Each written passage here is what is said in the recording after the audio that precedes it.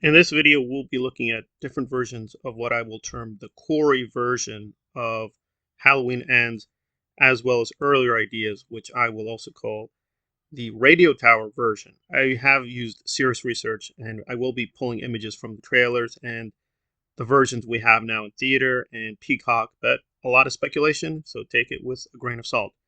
So, why do we think there are different versions of quote, the Corey version that we got on Peacock and in theaters?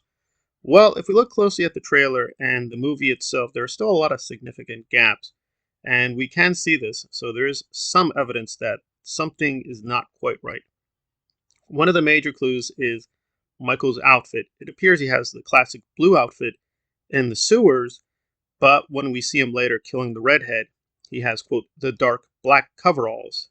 And as far as I know, that's not his regular outfit. So something has happened where he was given a new outfit, which might make sense because Corey works at a garage. Maybe he just gave Michael a used coveralls and just handed it over, and that's all there is to it. We can just infer that. But even within that scene, there's still a lot of questions we have. Now, again, these might be minor points because from what I understand, the theatrical version, it's not a lot. It has a few more seconds that are missing in the Peacock version. So, for instance, in the version I saw, we don't see Mathis in the pool, but that is in the trailer.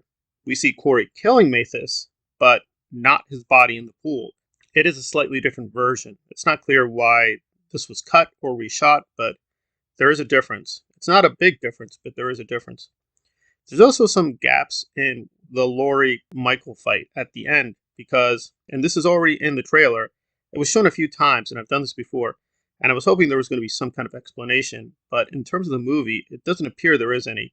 So, what is the problem? When Laurie goes to stab Michael, yes, Michael is pinned with some kind of knife, but it can't be Laurie because Laurie's outfit is from the 78 film, and also just the way she's clothed is very tight with her arm. The person doing the stabbing appears to have a different color. They do seem to have some long sleeve shirt of some kind, but it's much more loose. And given that Corey has a ring through most of the film, we can say it's probably Corey, but we can't say for sure. But someone else has stabbed Michael. Now, I know in the film, when this happened, it was very, very quick. So they probably re edited it to make it seem like Laurie stabbed Michael. That's not what happened. There's also a lot of significant contradictions with the fight itself. This wasn't clear with the trailer, but now we definitely know for sure. It's being shot in daytime. You can clearly see in the background that it's at the daytime or afternoon. It's not at night. But in the movie, it's implied they're fighting at night. Now, it could be a slight difference because they are fighting deep into the night. So it could be the night is turning into dawn. But even so, it should be a lot darker. In some parts of the scene, it is very dark, but then we can see all this brightness coming in. So that doesn't make any sense. It could just be they messed up and that's all there is to it, or it could be they reshot the fight a couple different times.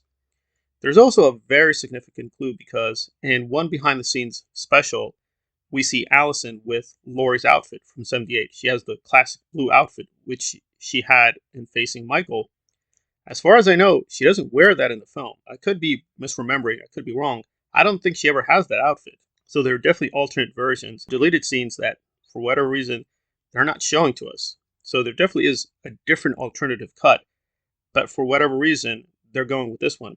And David Gordon Green has confirmed they had different alternate endings, but for whatever reason, they chose the one they had, where Laurie, quote, successfully kills Michael, and they just end with a kind of romantic note with Hawkins, and we have Michael's mask at the very end. And I double checked with Halloween Kills, and now we're going to get into the Radio Tower version. The Radio Tower is very prominent even in Halloween Ends. We do see it in quite a few shots. This is not some conspiracy theory. They definitely shot the Radio Tower in many scenes, but what they were going to do with it, it's still not clear. I'm just going to give a very simplified version of what I think they were going to do with the Radio Tower story. I want to forewarn, this may not be quote, a better version than the one people have, and a lot of people are criticizing. There are some fans that really like this version, but one of the major complaints is we don't have enough Michael. Now, the Radio Tower does have more Michael in a sort of way, but I think people will be disappointed. So I'm just giving what I think factually happened, but again, it's very speculative because I need access to the actual script. So essentially what happens is Laurie continues her fight against Michael at the same night. And this is implied in the Halloween Kills ending. You don't have to believe me, you can just look it up, Google it. one of the endings, she has recovered, she has a knife, she's going after Michael. And that version of the story, she finally does find Michael. Apparently, Michael, for whatever reason, goes to the radio tower.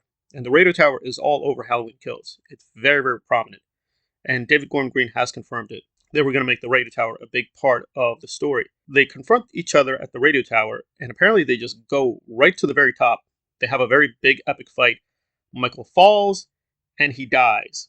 And from then on, most of the film is very similar to Halloween Ends. It's about the legacy of Michael Myers and how people in Haddonfield are coping with the legacy of Michael and whether his quote evil spirit has continued. I will say there's a very similar thread that we meet a young man who seems very disturbed, and he's not necessarily a copycat killer or the new Michael Myers, but for whatever reason, Laurie comes across him. I think she is doing something very similar, like doing interviews for a memoir, but I can't say for sure. There's a lot of rumors what was in that version, like Michael's parents show up for whatever reason.